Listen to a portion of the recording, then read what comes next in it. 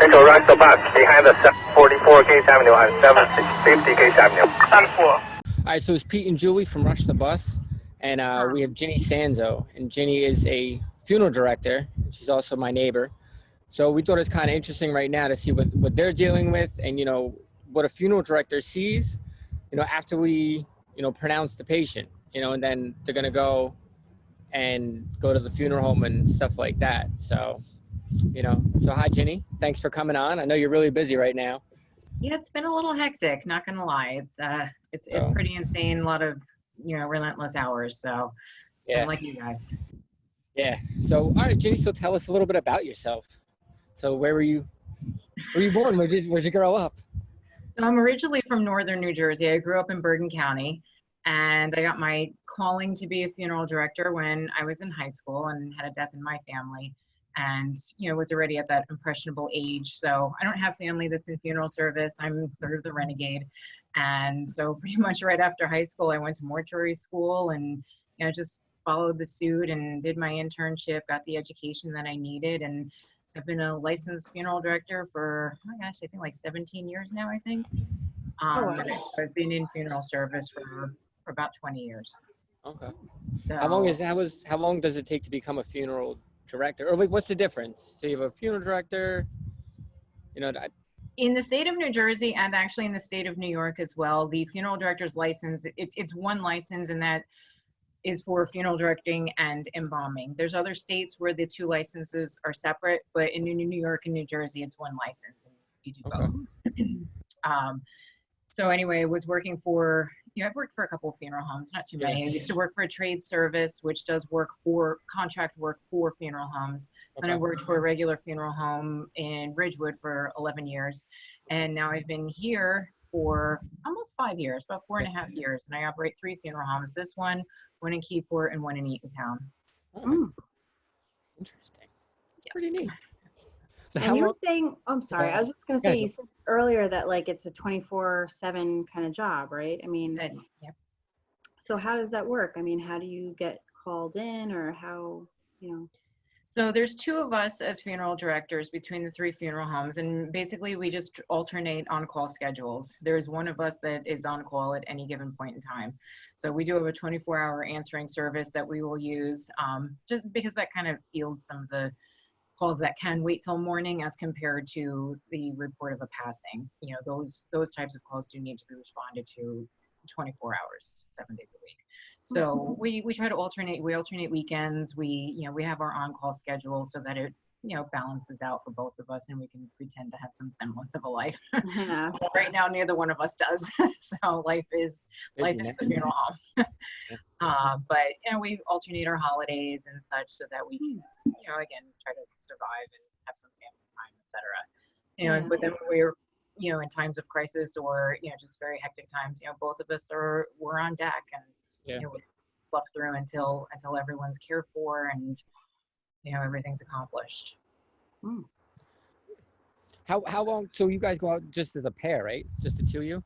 Sometimes, yes. You know, there's some other part-time staff, but in current times with everything, you know, we've really kind of scaled back our part-time staff because everyone has different exposure risks and, you know, comfort levels and in working in these types of dynamics, you know, with both the dead and the living.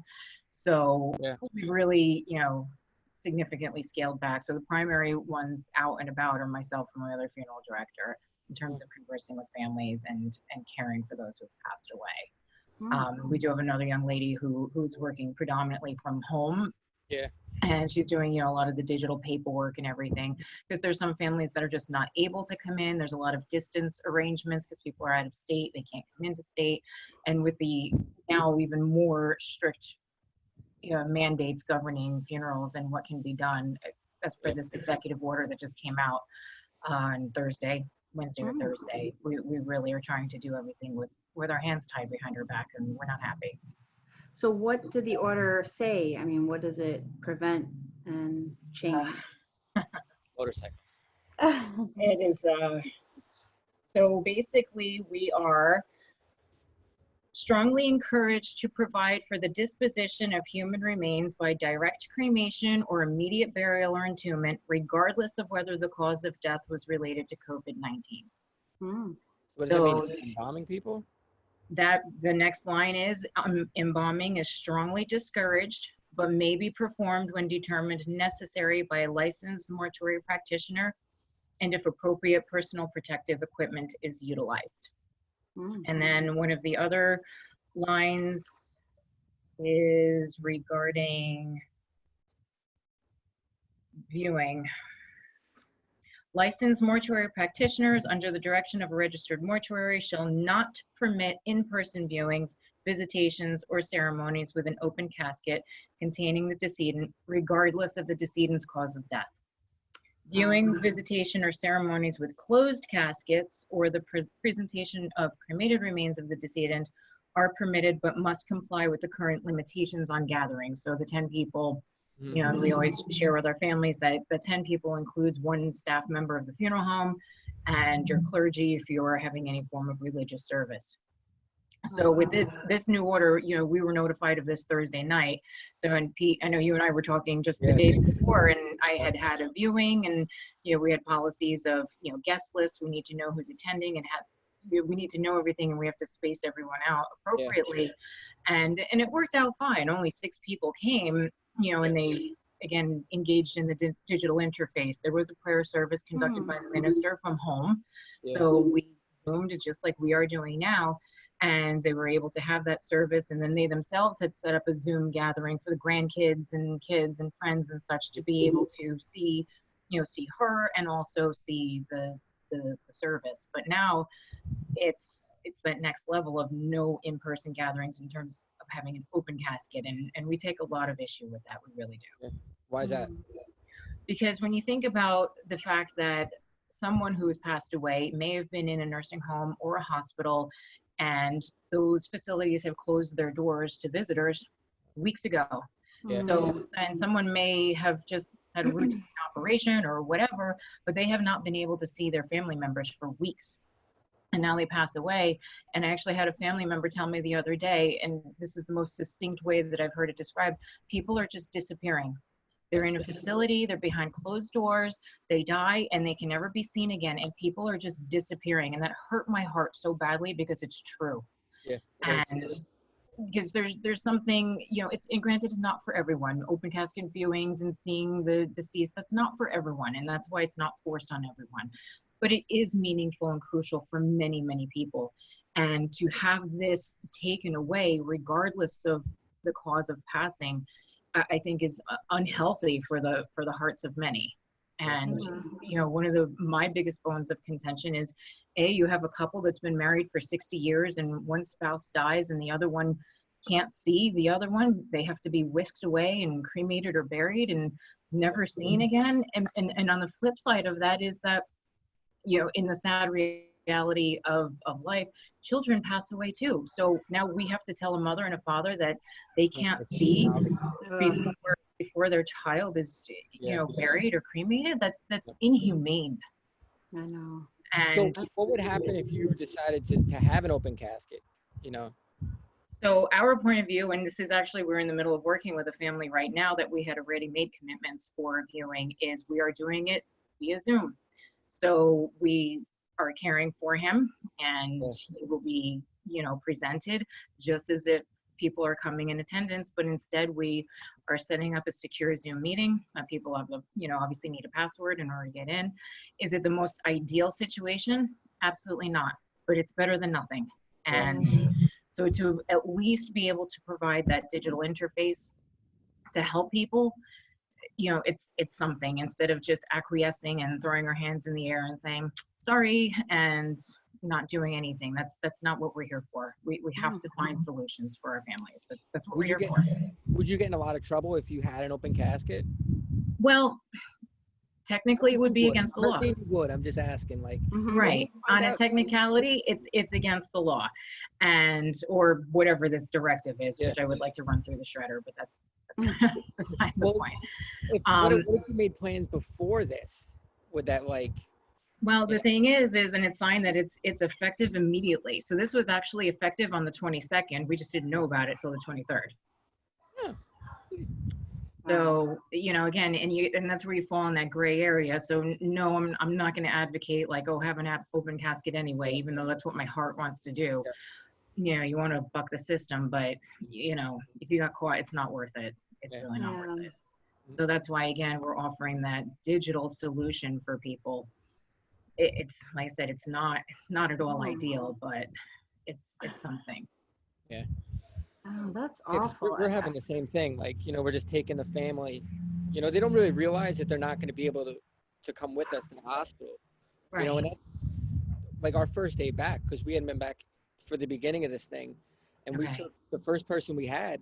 Essentially, we were taking her away from her family forever. And you know, when they finally realized when we were loading her into the ambulance that they weren't going to see her again. So yeah, and that's heartbreaking. It's absolutely heartbreaking, and it leaves so many people, you know, just devastated and literally empty-handed and no recourse whatsoever. And it hurts. And as funeral directors, we get caught in the middle of it too, because we have to balance these grieving hearts with the letter of the mandates and everything. And it gets tough, because we're here to care for and console people. So you want to give the families what they need, and then you have your hands tied behind your back. And what angers me so much about this directive as well is that I feel that it's ill-informed. They're making decisions based upon what the World Health Organization said. And the World Health Organization covers all the countries in the world, including third world countries, who just might not have the means to properly sanitize, prepare, you know, bury, cremate the dead. And so that directive from the World Health Organization has to cover those circumstances. So I understand why they say that. But for the state of New Jersey to turn around and not look at what the CDC said, where the CDC specifically says that even of people who have passed away from COVID-19, you can embalm, you can care for, you can sanitize and prepare for viewing. This is not, you know, a nationally illegal situation. It's okay. And as funeral directors, even though we have our own fights with trying to fight for PPE, it's very limited. We're kind of like the last rung of people who get distributed to. I don't think anybody thinks about you guys. You know what I mean? Sorry? I don't think anybody thinks about you. They don't. They don't. And so that's another front, another battlefront that we're on. But regardless, at least, you know, we have the training, we have the, you know, the chemicals and such that we need to properly care for individuals, as compared to perhaps a third world country that may not. So for the state of New Jersey to choose the World Health Organization as a basis for information versus the CDC, I take great issue with that, because it's completely unnecessary. And are you, I mean, when you're working on like the deceased, are you guys like completely in isolation, you know, attire? Or are you just like, I mean, I'm sure there are like a lot of other factors that come into this, like, you know, regularly you have to like use PPE, but now it's probably a lot more. Absolutely. And quite frankly, between, you know, with my staff members, there's 2 funeral directors, which means there's 2 embalmers. But I have chosen to be the person that's in the front lines in that arena, because I don't want to run the risk of exposing anyone else unnecessarily. And I feel comfortable. I've been embalming for a very long time and have, you know, embalmed many other infectious type of situations and diseases, so that I don't really have that apprehension. I'm cautious, I'm conscientious, and it's about being mindful, not fearful. So yes, I treat everyone, especially in this day, in this current, you know, health crisis, that there's a possibility that everyone could have been exposed to it, even if they're not, if it's not designated from the facility or from the physician or anything. But yes, there's some extra protective equipment I put on when I'm embalming. I'm using a respirator. I'm fully covered, and you know, I take that extra level of, you know, protection for my own health and safety, and for whomever I might come into contact with.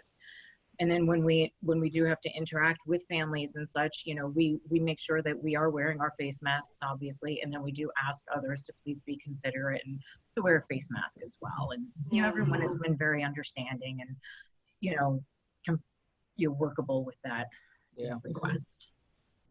I feel like it's such a, you know, like for us being on an ambulance, like it's such a weird time when folks get sick, and I'm always like, oh, it's it's got to be a terrible time for people to like have a weird motorcycle accident, or, you know, their kid breaks their leg on a skateboard or something.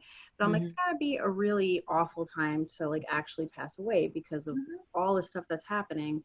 And that kind of like, yeah, that final sort of like, you can't see them, you can't come with them, and then they're whisked away, and then you still can't see them and be with them. And yeah, you know, I mean, I know like for us in my family, we've always had open caskets, and then when my mom passed, we had an open casket.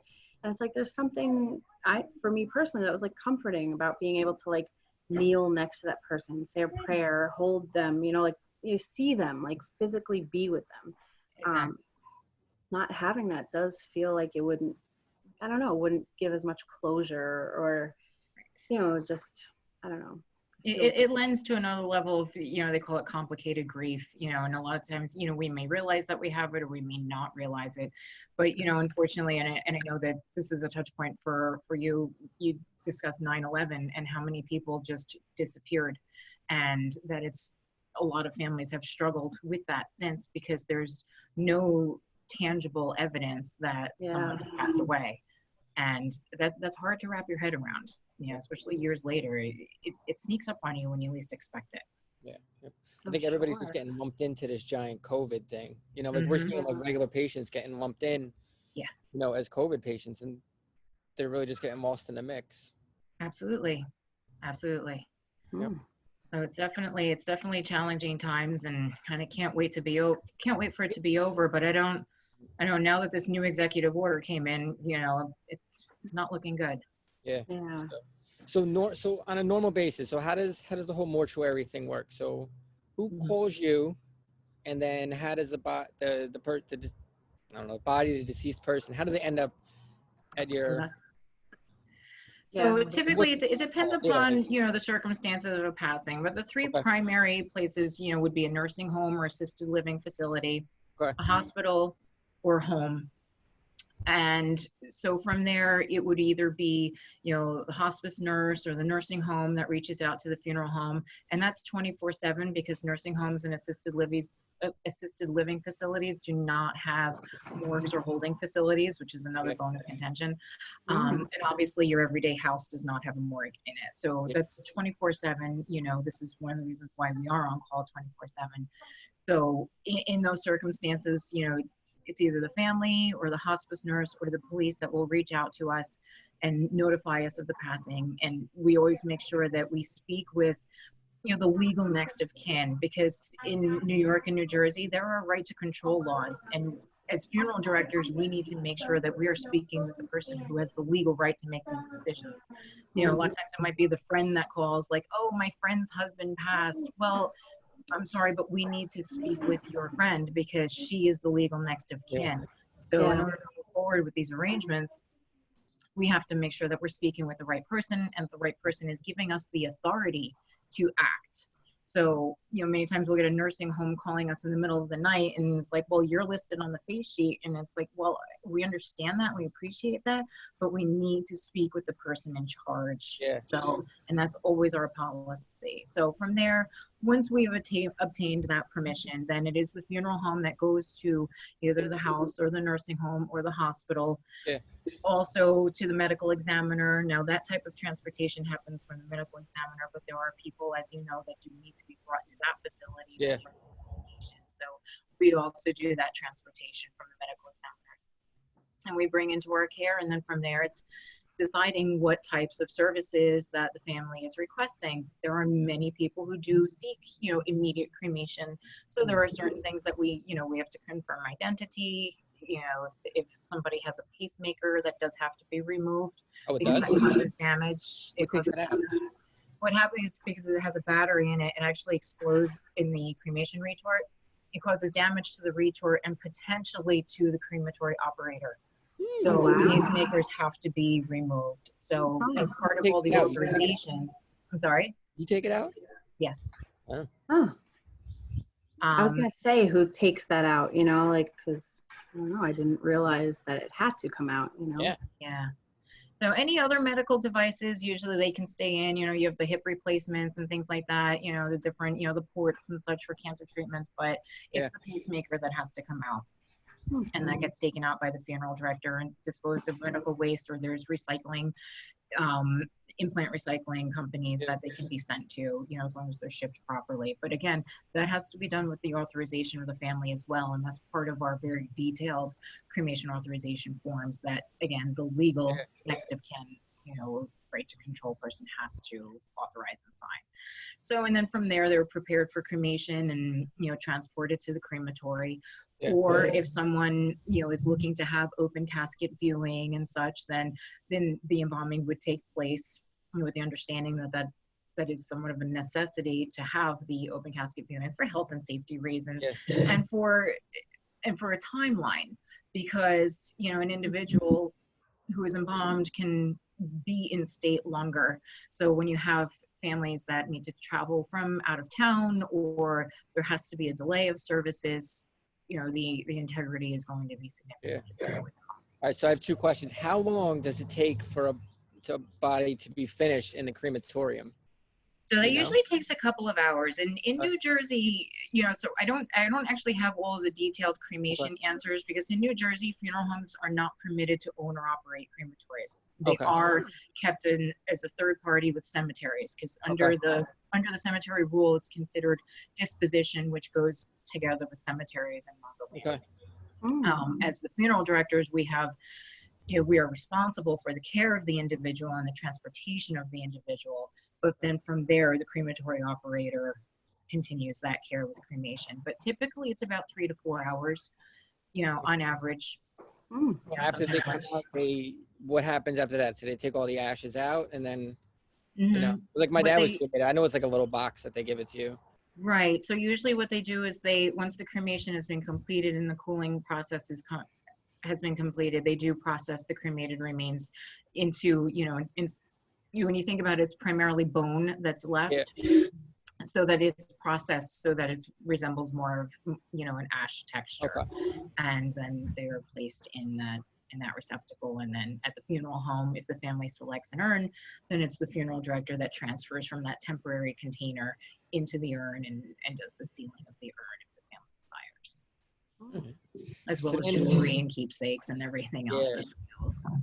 All right, so now let's say you want to get embalmed. How long does it take you from like embalming how long is like the embalming process, and you have to do the makeup and put them all in the casket and stuff? So in terms of the embalming process itself, a lot of that does depend upon the condition of the person, of whether they have been autopsied or not.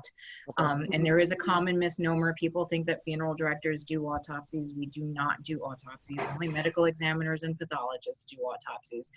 We come in when the autopsy is completed, and as part of the embalming procedure, we kind of, realign everything, so to speak. What do you mean by that? Just, there's a lot of I know it's coming off a little awkward. So, I mean, there's, as you know, there's incisions. How does it come to you from the medical examiner's office if they were autopsied? I'm sorry, come again? How would they look if they came from the medical examiner's office to you? Like, what is the body? So they have that large Y incision, across the chest and down the abdomen. Correct. And then as well as the cranial. Exactly. There's the cranial incision, and that section of the skull that has been removed so that the pathologist can access the brain. So as the funeral director, we need to, close those incisions, appropriately treat and dry and preserve, those tissues and close them so that they're not open anymore. What do you mean dry? What is that? So that there's no leakage of any kind. When you have an open wound, there is what happens with open wounds, so we have to close those wounds.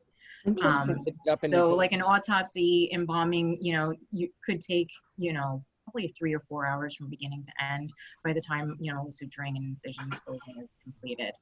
A standard embalming is usually about 2 hours, from beginning to end, including all of the disinfection and, the appropriate fixing, closing of eyes and mouths and, the more delicate features that need to be presented appropriately for viewing.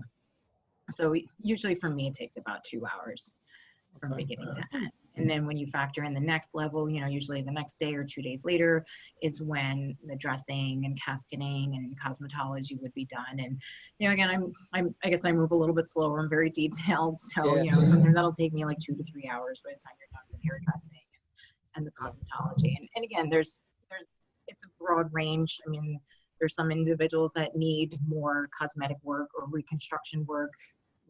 Versus, if you know, they were maybe sick or became sort of emaciated or had bruising, I guess. And correct. So it's just sort of a general timeline. You know, like I said, there's some folks that I've, you know, been in the embalming room for, you know, 8 hours, just working on the embalming and reconstruction. So if someone, you know, it's funny because I mean, like my mom was cremated, but we did have an open casket. I mean, does that mean, because I don't know, my brother and my dad were the ones who dealt with the funeral home. Can you be embalmed and then be cremated? I mean, okay. Yes. I don't know, you know, there's all the chemicals that you're using when you're doing embalming and stuff. Right. But no, absolutely. And a lot of people do choose that type of service where you have your open casket viewing, you can have a funeral mass or service at your church. And then the only difference is that instead of, you know, processing to a cemetery, they go to a crematory instead. That's the only difference. Yeah. How long does somebody last? How long does, you know, somebody last after they've been cremated till, you know, you have to put them in the ground, or, you know? There's really no written ruling on that because people will hold on to urns for perpetuity in their families. So again, that's a personal preference. Some families want to scatter, some want to place those, you know, that urn in a cemetery so they could go visit. That's comforting for them. And then there's others that keep them. And then there's others that forget them in the closet. How long do you have to bury somebody before? So again, there's not a clear rule on that. It's just more of a matter of making sure that they have been preserved or disinfected or held in a controlled environment. Because I'll give an example. If we have someone who needs to be buried at Arlington National Cemetery, there is a significant wait period for that. You know, right now we're looking at a minimum of 8 weeks before someone can be buried at Arlington National Cemetery. So, you know, obviously we have to make sure that, you know, our embalming is, you know, good to make sure somebody can last that long and be properly, you know, laid to rest. So there may not necessarily be a viewing at that point in time. There could be a viewing beforehand. And then it's just a matter of making sure that, you know, the person is stored appropriately while they await burial. And you have to keep them at your facility? Yes, and that's what we usually do is we keep them at our funeral home because they're under our supervision and our care. There are funeral homes in that area that you can bring the decedent to their funeral home and they will keep them in their storage and then, you know, provide the service at Arlington National Cemetery. But quite, you know, and there's nothing wrong with that at all. I feel more comfortable, you know, this family has trusted me with their loved one. So they're going to stay in my care and I will bring them to Arlington. How many, I mean, if you don't mind me asking, like how many like bodies are you able to store in the funeral homes, I guess? Well, every funeral home, you know, has a different size and storage capacity. So since we have the 3 locations, you know, we are able to, you know, one of our other locations is like the central preparation area for our 3. Because for example, this funeral home here is very small. It won't really have room to keep anyone for an extended period of time. So we have a funeral home in Keyport. So that's where we, you know, will keep anyone that needs to be kept there. Wow. Yeah, you got to come to his basement, Joel. I got to show you his basement. It's definitely pretty cool. So with the whole COVID situation, I mean, I'm assuming you folks have been like a lot busier than. Correct. At this point in time, as most funeral directors in our area and above us, have been doing triple to quadruple our call volume. Wow. Oh my gosh. Where's the furthest person you've gone to pick somebody up? Because I know you're saying you were getting calls from like Queens. Yes. So yes, we are currently serving a family that's from Brooklyn, and the death had occurred in Brooklyn because they're trying to find funeral homes that will accommodate them that don't have that backlog of weeks or months like some of their local funeral homes do. And because they just, understandably, they just cannot take on any more families because the situation is the crematories and the cemeteries are backlogged as well. So there's just literally no room anymore to hold anyone. So the funeral homes have been in an unfortunate place of, you know, sadly having to turn away families because they just can't take them on. There's no place to put them, and it's a horrible, horrible situation. It's no one's fault. Yeah. Wow. We're seeing that at one of the hospitals because they started out with 1 trailer, and then it was 2, and now it's 3, and it just keeps growing and growing. And it's, you know, somebody had made a comment the other day, and this is what really prompted this. Somebody's comment that, you know, that they're not doing funerals, and I tried to explain to them that you are doing funerals. You know, I didn't know you were embalming people. I thought everybody was going to the crematorium and stuff like that. But, you know, this is quite interesting. But, you know, people need to know that you are doing funerals. They're just not as we're used to, you know, like with the church and the funeral, you know, and Exactly. the cemetery thing. So Zoom has been, for us, for right now, it has been a lifesaver for us because it is such a user-friendly interface. And with it, you know, especially if you have the licensed use, it's, you know, your gatherings are encrypted, and, you know, we can do a little bit more to accommodate our families that are separated by distance and quarantine and isolation and such. And obviously with the strict mandates now, you know, it's really our only alternative. And at least with Zoom, it's mobile friendly. So we've been conducting graveside services with it. You know, we set up the laptop or the phone if it's, you know, weather permitting. You know, I had a service a couple weeks ago. It was windy and rainy, so the laptop would have gone flying. So I, you know, kind of just stood there with the phone and recorded everything. But like I said, we have clergy who are dialing in, you know, from their places of home or worship, and family members gathering from everywhere. As long as they have that link, they can get in. And then what we do, if a family is amenable, since Zoom has that option to record the meeting, we will record it and then kind of clean it up on the front ends and the back end, and, you know, remove the awkward, you know, can you hear me part. And you know, we put it up into our tribute video software and add, you know, some still photos and, you know, some meaningful text and everything. And we're able to create that. So at least the family has that as a keepsake, and they can share it with other people who may not have been able to be present in that moment to attend the ceremony. But, you know, at least have that option, because again, you know, everything else has been taken away from them. At least they have that little tangible piece to look back on. Yeah. It's, you know, it's fun. I mean, it's not funny, but it's like, thank goodness that this happened at a time where we have the technology to, you know, see each other and kind of, you know, it feels like we're sort of in contact because, like, you're seeing someone's face, you know, like you're talking to them, not just on the phone. And I feel like if we didn't, I mean, if this happened, God forbid, like 10 years ago, this would be truly, I mean, it's awful, but yeah, that's it. Like, it's Spanish in every aspect of our lives, you know, like school for kids and funerals and just meetings, and, you know, like this would be like, we'd all be completely isolated and cut off from one another. Absolutely. Well, think about it. 100 years ago, 1918, and how long did that go on? Spanish flu, I know. And that's it. Like, and people were like desperate to get out, you know, and probably got out a little too early, and you know, but I mean, I know everybody's getting antsy in the pantsy. You know? I mean, I get it. They are. You know, I couldn't think of anything else. Antsy in the pantsy. I know. Well, it's funny because my other funeral director and I will look at each other like, I could go for a couple days of isolation and quarantine right now. Yeah. I know there's been a few times where I'm like, it would be not a terrible thing to just be home and like have a few days to just be home. But then at the same time, I'm like, you know, it's almost good to have somewhere to go and something to do. It's like, I feel like if I were just home, I might not be able to like deal with this as well. You know, like having like, you know, like I think having like somewhere we can go to work. Yeah, going to. We still get to go to work. I know, going to work, even though it's not ideal, like sometimes it's pretty awful. It's like, at least it's something that like takes up the time, you know. Exactly. Sort of being away from one another alone in your house is not really ideal. Right.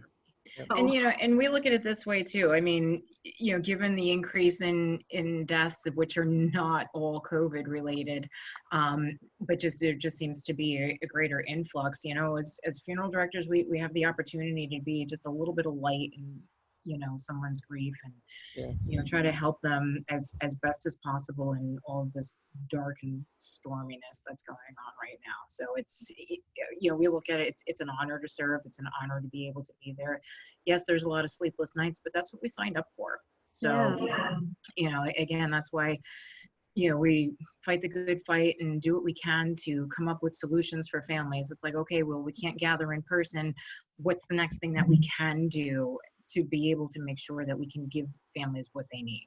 Yeah. So, you know, it's resourcefulness, it's creativity, it's definitely a lot of thinking outside the box and on the fly, trying to come up with solutions, but at least keeps your brain engaged, right? Yeah.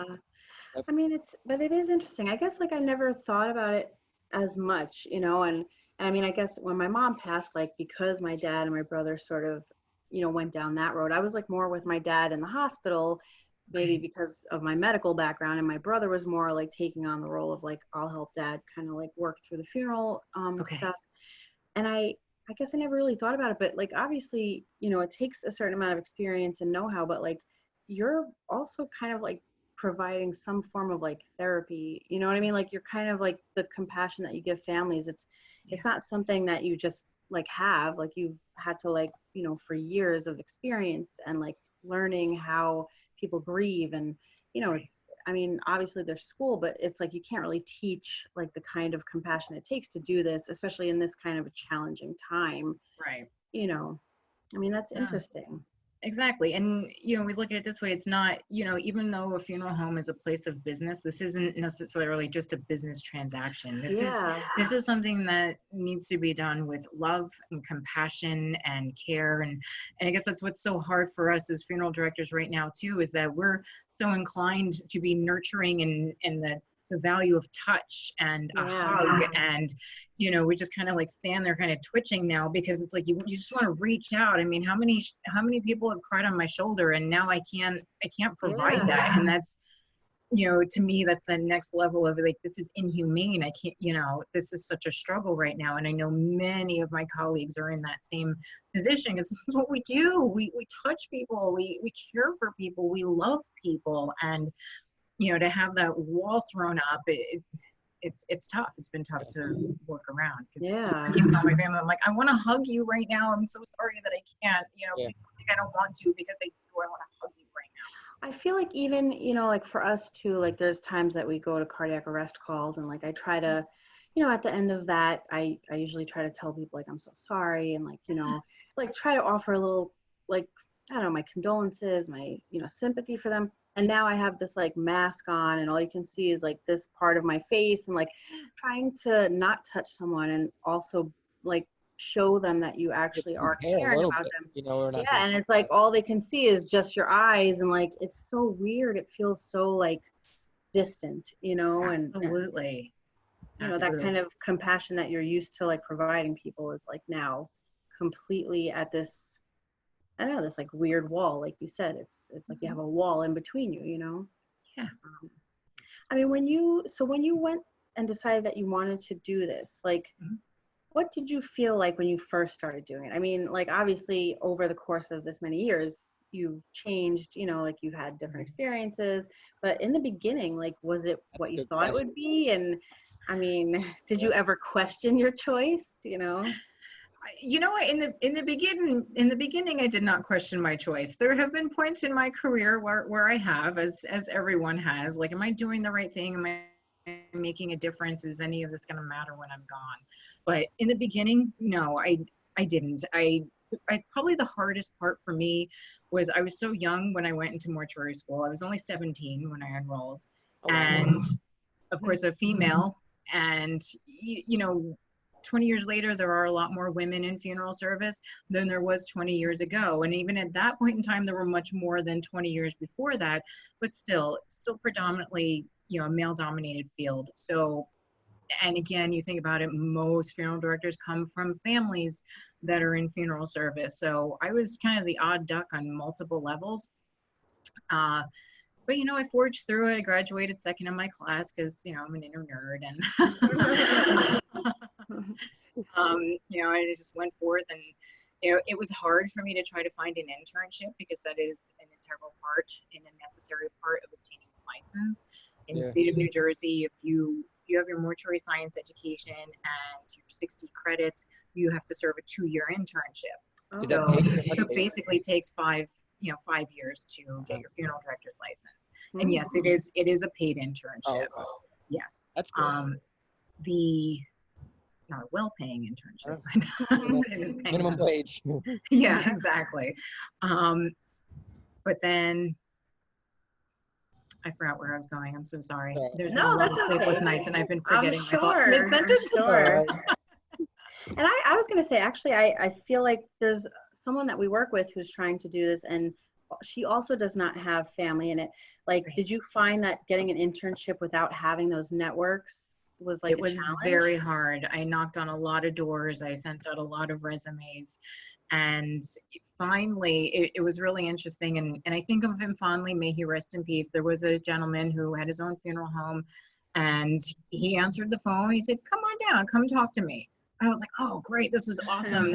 I have an interview, so I'm all in my black suit, and I'm going plodding over there. I'm like 21 years old or something like that. Yeah. You know, all the hopes and dreams like highlighted in front of me. And so, you know, he's a typical funeral home owner. You know, he's standing outside on the ladder in the front of the funeral home, painting the columns because it's a quiet day. So he's just going to work on, you know, touching the place up a little bit. And he was just talking with me.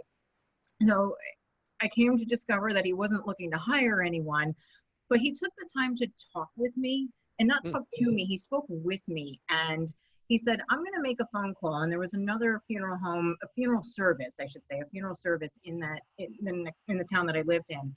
And he's like, "I'm going to call them. You should go talk to them."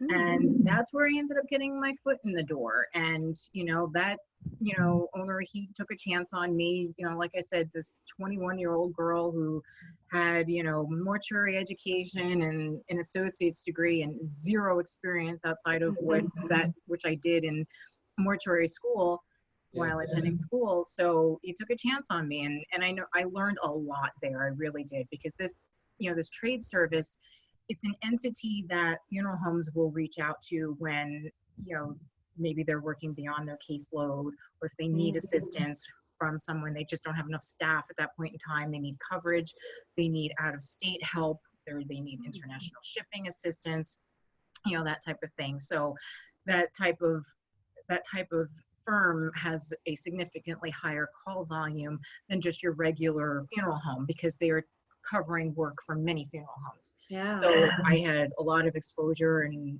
you know, to a lot of the technical work. I did a lot of embalming, a lot of, you know, transportation work and coordination of international shipping and such. So that laid my foundation in funeral service.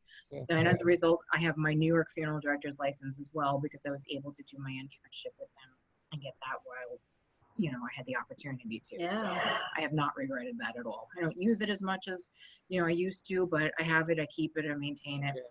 And it helped me this week. So, you know, it's good to have. So then from there, I ended up in a funeral home, you know, 2 towns away from where I grew up. And I was there for, like I said, 11 years.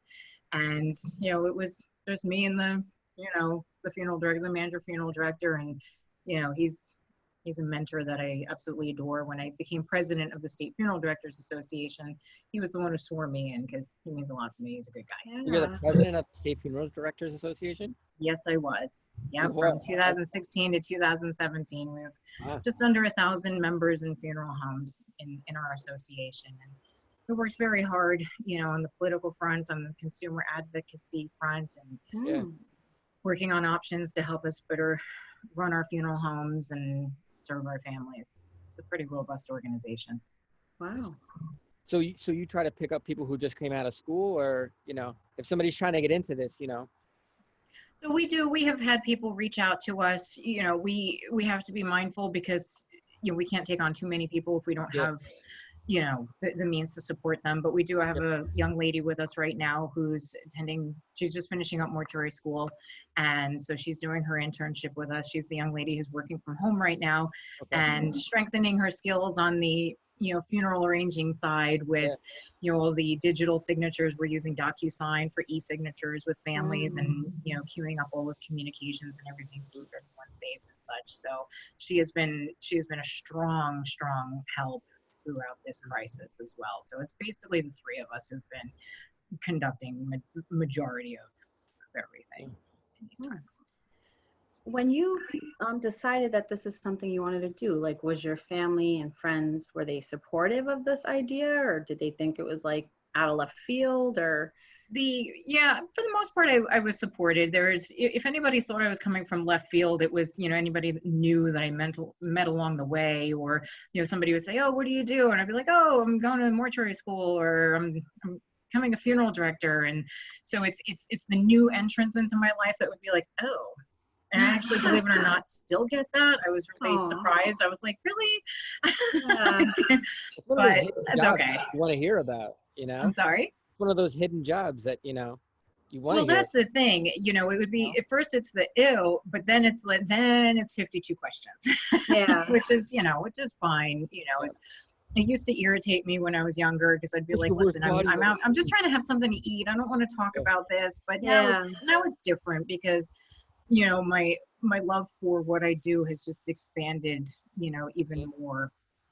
So I don't mind sharing. I think, it's interesting because I always say, like, in our Western culture, like, death is so far removed from life yet usually. I think for us, we get like a firsthand account of death because, like, we work on an ambulance, we constantly are like exposed to it. But like for most people, it's this sort of hidden, like, taboo kind of thing that, it's almost like we don't want to see the dead dying. We want to see them like in a funeral home, and that's it. Like it's got to be neat, maybe in a hospital. And like people don't really die at home anymore. So there are a lot of people very removed from it. And I feel like if we viewed it as just a regular part of life, like we all are going to die, this is just one more thing that we all do. It wouldn't be as scary. It would just be like, this is the end. Like we all started, we lived and we end. But like, I think for a lot of people, it's like, I don't know. I mean, even some of the people that we people keep the family on the vent, like for like 2 years, and it's like, why are you keeping this person around? Is it because death is almost seen as this, you know what I mean? It's this like thing that like they don't, it's like they don't want to allow that final step. That's what we're preventing is death. But the reality is you're actually preventing a quality of life. You're torturing your soul. You know what I mean? You're making everybody else feel good, but I don't know. This is just my thought. I don't want to lay there, Right. So I've told my kids, pull it. It's true though. And that's why it's so important to have those advanced directives. I mean, I'm 42. I've had my directive since I was 30 something. It's in my will. And, Ray and I might not always see eye to eye on the directives, but, I'm like, all right, well, I'm going to trust you to make the best decision, but you know what my wishes are. I don't want to be in that situation. I really don't. But, I do agree. We do live, in a very death denying and hands-off type of society. There's other cultures that embrace death, and not in an unhealthy fashion, but in a very hands-on. And we're going to we take care of our beloved who has passed away, and we don't view them as if they're disgusting. They are us. They are ours. These are these are our people. And just because they're dead doesn't mean there's something different now. And our culture is different from that. It is it's that forever young, don't die type of culture and belief system, and it's not healthy. It really isn't. And it's better to just deal with that fact that death is a part of life. As much as that is unfortunate and tragic at times, I don't mean it in a cavalier sense, but there's health in acceptance. Yes. And I feel like a culture shift from this. We may see a culture shift.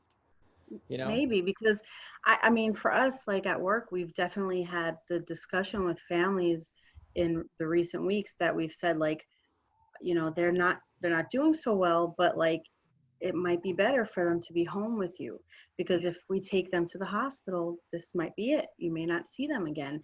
And if they're here, they're going to be cared for by your family. And I think people are afraid when they hear that, like they don't want to accept that their loved one might die with them. But the idea that their loved one might die alone without them is enough to be like scary. And like, we should actually like keep this person home with us. And we had a family. Sure. We had a family that recently lost an older, like their loved one who was maybe 95, I think. Okay. And the family was actually like so, I mean, they called us almost like as we're supposed to call 911 when this happens, but they knew she'd passed hours earlier, and they were like, it was just like they embraced it. They embraced how she died peacefully at home with them. They weren't upset. They weren't afraid. I mean, they had the sadness that they lost their loved one, but it was, I don't know, it was just like very nice to kind of see how this family came around. There was like the whole house was full of people. So this woman wasn't alone. That's why they didn't call an ambulance. They didn't want her to be alone in the hospital when they could be home with her. They said they like made her tea. They put candles. I was like, that's really nice, you know? Right. It's beautiful, and it's just more natural. That natural progression and that togetherness, and it probably, like you said, even though there's a hole there now and there's that natural grief, there's also that beauty in being there and giving her something that, you know, shows the care and shows the love and that togetherness. There's a beauty there. That's love to me, you know what I mean? When you can watch, and I don't know, it sounds weird, you know, to watch, you know, someone pass away like that, you know. But so it's sort of bittersweet in their last moments, you know. So, absolutely. Damn, I gotta move. It's cold outside. I came in and not getting feedback. I know. Sorry, Peter. I guess to go further. Somebody forgot their headphones. That's the problem. I know. Sorry, I did. I'm locked up in my home office here, so there's no feedback here. I know, and I came out to Jersey today so we could film certain things, but now I'm like, we can't sit in the same room or I just hear all this echo. I'm upstairs. Okay. You'll find it somewhere. I'll find somewhere eventually. I tore my house too. All right. All right. Oh, goodness. One of these. Okay. All right. Lovely. I can't hear your echo anymore. So. All right, there we go. Quite interesting. Yeah. But, I mean, like, is this when you're, you know, done at the end of the day, or I mean, obviously it's like 24-hour shifts pretty much, but are there calls? I mean, I don't know what you guys call them. We call them calls, but I mean, like, are there people's families that like maybe like, I don't know how to say it, but like maybe make you feel differently or kind of hit a little harder? Like, do you Absolutely. see? Yeah, absolutely. There's some folks that you just, you know, you're more able to connect with, and, you know, there's that, just that extra level of human connection. You know, we do our best to connect with everyone, but some people just kind of have that wall up and they're not there. They're like, I just want to bury mom and leave me alone type of thing, which is fine. You respect that. But when you establish that rapport and that relationship, and, you know, with the family, you can laugh together, you can cry together, and, you know, you walk with each other hand in hand. Yes. In my point of view in funeral service, again, it's not just a business transaction. You know, it's the shared human experience. You know, for example, if something joyful happens to you in your life, I am happy for you. I share that joy with you. I carry that joy with you. But conversely, if you go through something tragic, if your heart hurts, if you're in pain, you know, as the shared human experience, I help you carry that sorrow and that pain as well. I walk with you hand in hand. I'm not ahead of you. I'm not behind you. I'm next to you. And even if that's just the slightest bit of comfort that I can provide, you know, a family, whether they're burying a parent or a child or a sibling or a grandparent or an aunt or an uncle, it doesn't matter. You know, at the end of the day, grief is grief. Pain in the heart is pain in the heart. And so to share that and help someone carry that burden, that's why we're here. How did you deal with this, like when you first started? You know, did this bother you more when you were first getting into this? No, actually, it's kind of hard to explain. In the beginning, I think I was more afraid of making a mistake. Okay. So in the beginning, I was very like, you know, cut and dry and, you know, no emotion, don't show any emotion, because, you know, you're not here to show emotion. You're here to be strong and supportive. And as I've grown into my role, I've realized that it's the opposite direction we should be heading in. Yep. You know, if you're cold and disconnected, you're not providing the service that that family needs. They need to know that you care and that you really, really care. And you're not just acting like you care. And it's not an act. You know, when somebody tells me about their beloved, I want to hear about it. I want to hear those stories. Share those memories with me. And, you know, if I can come up with something special to honor that person, something that you weren't expecting, then that's an honor for me to be able to do, and just to make it be more meaningful and not just a cookie cutter. Okay, we're gonna visiting 2 to 4, 7 to 9, go to church at 10 o'clock tomorrow morning, and off to the cemetery we go. Yes, that's a crucial, you know, that's the skeletal structure of it and the foundation, but there's so much more to it because each life that was lived is different. Our lives are not the same, you know, and my life is not the same as another female funeral director's. You know, we live very different lives, and so many times we get quantified by what we do, but there's so much more to what we do. Like, yes, I'm a funeral director 24/7, but I like to knit and crochet too. Yeah, I was gonna ask you that. Like, what else do you do? That's fun. I mean, I do like to knit and crochet. I've been working on a blanket that I haven't picked up in weeks now because by the time I do get home, my eyes are crossed and I just kind of go over and wait for the phone to ring again. So let's just kind of fold it up on the side for right now until this season passes. But, you know, I love dogs, and, you know, my little dog is my little buddy, my little shadow. Peak season, I've seen him. Yep. She's got a little white corgi dog. Yes, exactly. Funny looking front legs. Yep. So, you know. How would you help a newer funeral director that's having like issues? You know, if they were having, you know, like some sad thoughts. I don't really know like the right word to use. You know what I mean? Like if they're having issues with the job, how would you help that? I think it would I would try to see like where are those issues coming from? Are they coming from like I'm not doing a good enough job? And, you know, then it's a matter of building up and saying, okay, you know, your heart's in the right place. And, you know, if there's things that need to be fixed, let's strengthen this area and this area. But remember, you are awesome in this area and that area. So we all have weaknesses. So I'll highlight my weaknesses. Even though I've been doing this for 20 years, I'm not perfect. I like to pretend to be, but I'm far from it. So, but if someone is struggling with, you know, perhaps the sadness of it, I'm not a therapist or a doctor by any stretch, because I'll be honest, there's times that it bothers me and sometimes it overwhelms me.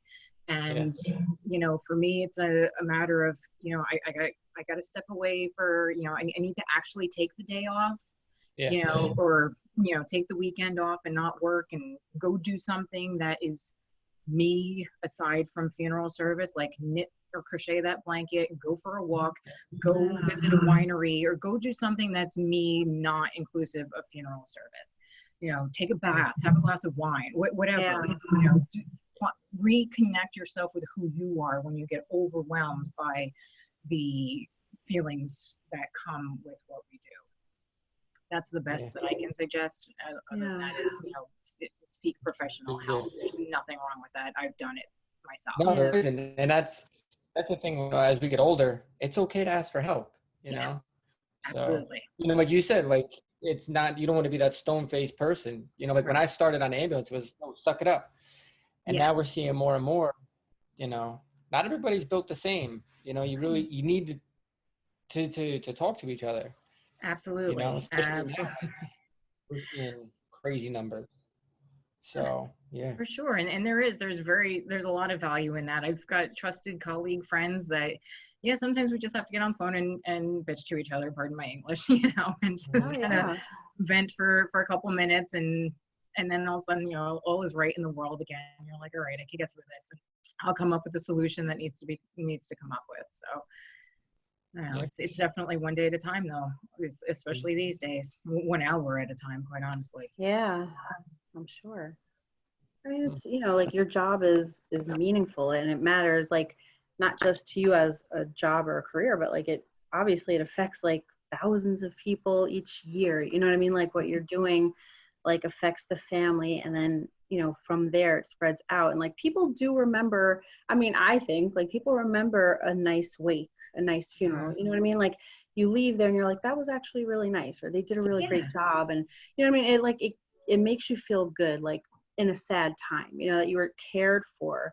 And I think that's like really important, you know, like this is like, if anything, it's like one of the more important like the most important parts of your life almost are like your birth, your death. And then there's like quite a few things speckled in, but like, it is such a significant part of everybody's life that like to come away from there and feel like good about that. Right. Is like there was meaning and there was connection and it wasn't just, you know, a scheduled event. Yeah, exactly. You know? Yeah. I have to share a quote with you because I have one of my personal funeral service heroes is Thomas Lynch. He's a funeral director, multi-generational funeral director in Michigan, I think he is. But he had actually, and I don't know if you ever heard of it, I think it was back in 2007, he did a PBS special called The Undertaking. And he's a poet. He's written a lot of books, one of which is called The Undertaking, Life of the Dismal Trade. And it's very poetic and poignant. And one of the things that he said, and like I said, I'm going to quote him, he's Thomas Lynch. Funerals are the way we close the gap between the death that happens and the death that matters. A good funeral gets the dead where they need to go and the living where they need to be. And for me, that has struck significant value. And when I'm in my own dark and stormy days, those are the words that I try to remember. Mm. That's really a nice quote, you know. I'm going to look him up. Thomas Lynch, you said. Yes. Yeah, I feel like that's true. I think that is true, you know. Yeah. And I feel like I think that's what you're trying to do, and I'm sure a lot of other funeral directors across the United States are trying to do right now with, you know, these kind of technological solutions that we're trying to come to, because you know, you have to do what you can for family, you know, and loved ones. That's true. I had to get something from me. She just walked outside. All right, so Ginny, let me show this. Have you had like one of those families that like, you know, you just like they got in like a fist fight over like what they're gonna do with mom and stuff? You know, thankfully I have been spared from the fist fights, although there was one years ago, not when I was here, but in another firm where the family just could not get along with each other to save their lives. And there was, you know, screaming of horrible names from across the parking lot, and the cops were called, and it was very interesting. And we just kind of stood there like, wow, okay, this is happening. All right. That's a shame. But I mean, I guess, you know, not everybody gets along or even sees each other. Right. You know, and then in that kind of a situation, obviously people have to kind of come together despite their differences.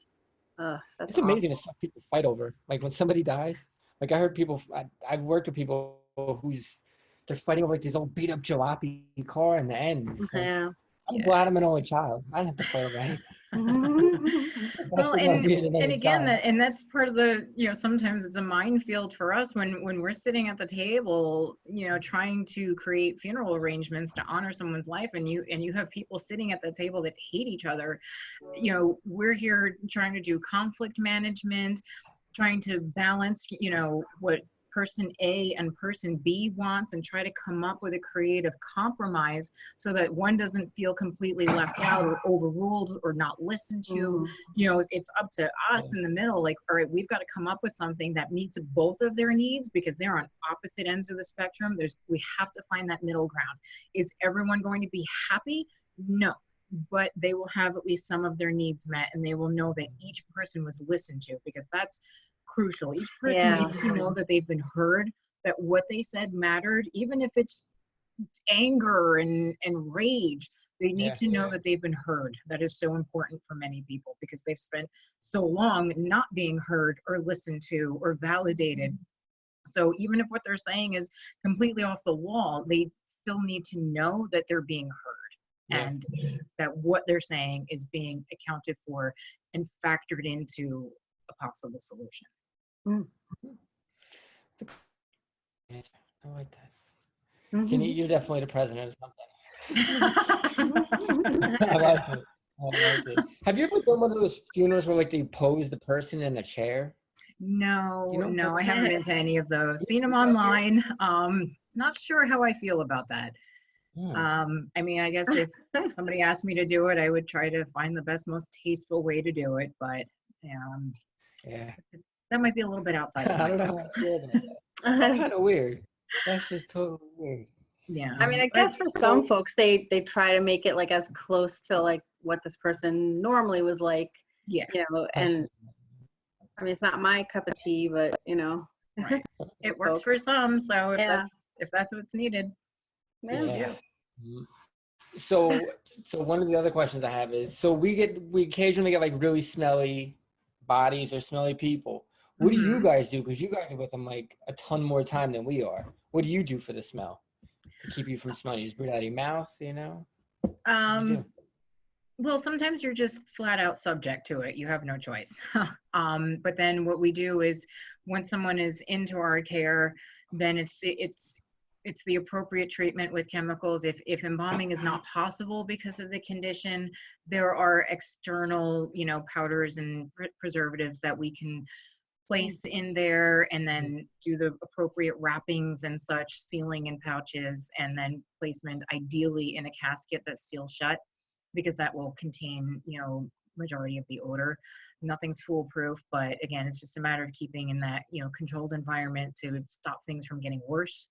And mitigating anything with, like I said, with the higher index fluids that we would need to use in those cases. Yeah. You guys just basically just suck up the smell and breathe through your mouth. Damn. Yeah. It's no good smell, because I used to use Vicks, and then I finally realized that Vicks just opens you up. Yeah. I think unfortunately there's just not a whole lot you can do. I mean, it is. There really isn't. If someone's in your vehicle, it's just, you just do the best you can. It's part of what we do. Is it ideal and enjoyable? Not at all. But you get through it. And like I said, in terms of the odor and such, obviously there's the concerns of having that odor, in your facility. So that's why it's so important to, promptly move in terms of treating those remains appropriately with the proper, chemicals and such, and placement in that, casket. So when they go in your van, it's not like sealed, like a sealed partition or whatever? You're just like, No. Give it a long ride for a smelly one. I know. Yeah, I've been on a few of my own. Thankfully, it's not every day. Yeah. I mean, I guess that's, if someone like passes away in a nursing home or a hospital, like it's usually pretty recent. But I'm sure there are people who find family members after a day or two, or maybe a few more, Right. They still do funeral services, Exactly. Yeah. I don't like decomps. Yeah, I don't like decomps. I don't think anybody really does. Yeah, I mean, because it stays with you, and it's also the particulates that are on you. Yeah, that's why you smell it all day. Yep. It's kind of gets organic material that's just going bad essentially. So. Exactly. Yeah, those are the days you go home and take a couple extra showers. Yeah. I bet. What's the most lavish funeral that you've done? Yeah, I'm coming up with a blank right now. I'm going to be very honest with you. Gosh. You know what? I'm so sorry. I do not have an answer to that question right now. My memory recall is not super great right now. Yeah, no. I mean, I've done interesting, as compared to lavish, like, again, and just, appropriately memorializing someone's life. We years ago cared for a gentleman who was a muscle car enthusiast. So, and he had his pickup truck. So instead of using the hearse, he was in the pickup truck and wow. to the cemetery and followed, all the muscle cars were behind. And, when we got to the cemetery and everybody revved their engines and waved their little black and white flags, it was a sad gathering, but it was, that little level of fun because it's what he would have wanted. Yeah. So, there's that type of thing. And, someone else that was an avid gardener. So when they instead of just getting, like your typical casket spray and flowers. They basically built like an entire landscape scene Oh, all around his casket in the funeral home. You know, it was like Christmas trees with lights, you know, no decorations. Oh, But wow. just on That's the, very on the nice. trees and the foliage, just completely. Yeah. It looked like he was sleeping in his garden. That's exactly what it Wow. was. And it was sweet, you know. Yeah. And it was beautiful. It was really, really beautiful. That does sound really nice, you know. Yeah. I So, mean, all right, it well, I think seems we're going for an hour. Ginny, is there anything else that you want to tell everybody that we didn't ask you or anything? No, darn, I can't think of anything. I shared my little Thomas Lynch quote with you, and I think that's about as creative as I've got left in my tank right now. But I really appreciate you chatting with me and you know, asking me questions. Yeah, we appreciate you taking your time, because I know right now time is sort of a commodity that you may not have. So thank you very much for, you know, chatting. Absolutely, absolutely. It's an honor. I was sort of, you know, pretending to be off today, so I was able to make this work. Okay. Pretending. Like, yeah, I'm sure there's still things going on. Yeah, if you in an hour, if you see me go peeling out of the parking lot in a black van, you'll know something's gone down. Yeah. Awesome. Well, hopefully so we're gonna cut off this, and we'll walk over and I'll introduce Julie to Ginny. And okay. So sounds awesome. Thanks for listening to us, Pete, Julie. We have Ginny. Thank you very much. All right. Bye. Thanks.